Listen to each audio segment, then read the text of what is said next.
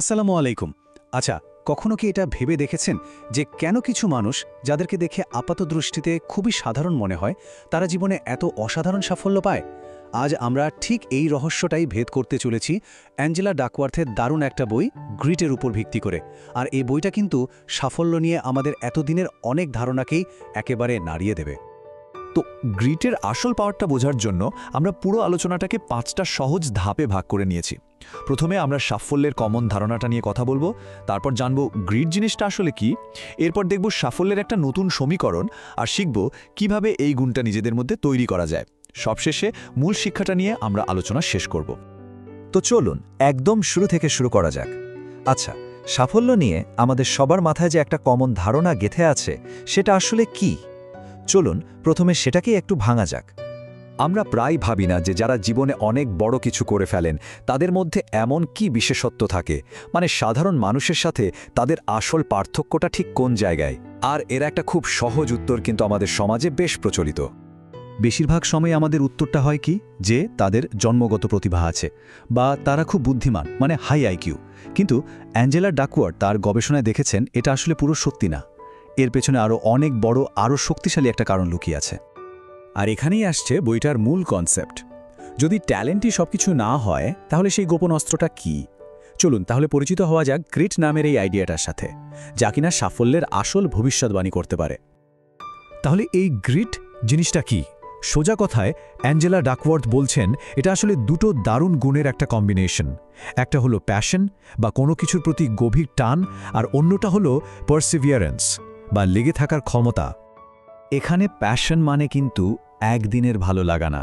এর মানে হলো আপনার জীবনের এমন একটা বড় লক্ষ্য আছে যা নিয়ে আপনি সত্যি অনেক ভাবেন।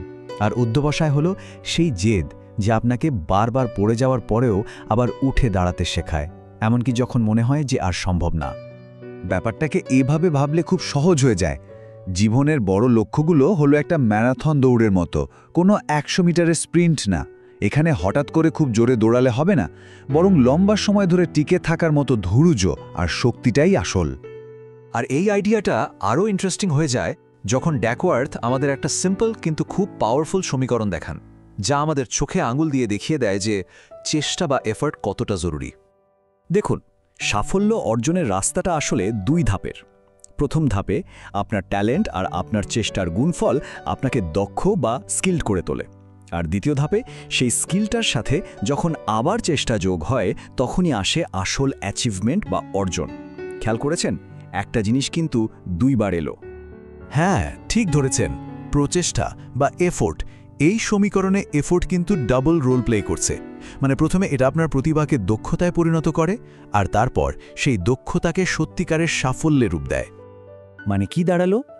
এর মানে হলো যার প্রতিভা হয়তো একটু কম কিন্তু চেষ্টা আকাশ ছোঁয়া, সে খুব সহজেই একজন অলস জিনিয়াসকে পেছনে ফেলে দিতে পারে। দিনের শেষে পরিশ্রমী কিন্তু প্রতিভাকে হারিয়ে দেয়। এখন সবচেয়ে ভালো খবরটা কি জানেন? গ্রিট কিন্তু এমন কিছু না যা নিয়ে জন্মাতে হয়।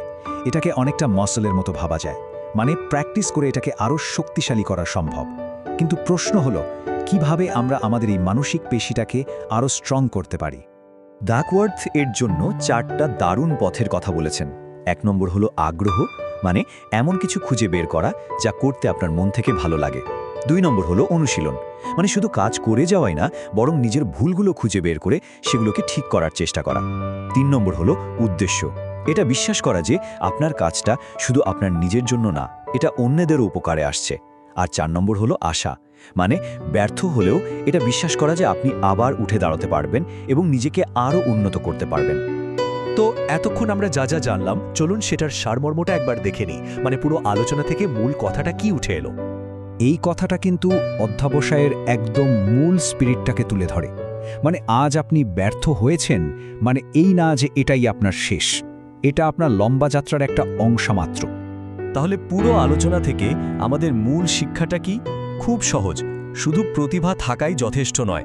আপনার আসল সম্পদ হলো আপনার প্যাশন আর লেগে থাকার ক্ষমতা, আর ধারাবাহিক চেষ্টাই হলো সাফল্যের আসল চাবিকাঠি। আর এই কথাটাই আমাদের আজকের আলোচনার একদম শেষ এবং সবচেয়ে জরুরি প্রশ্নটার কাছে নিয়ে আসে।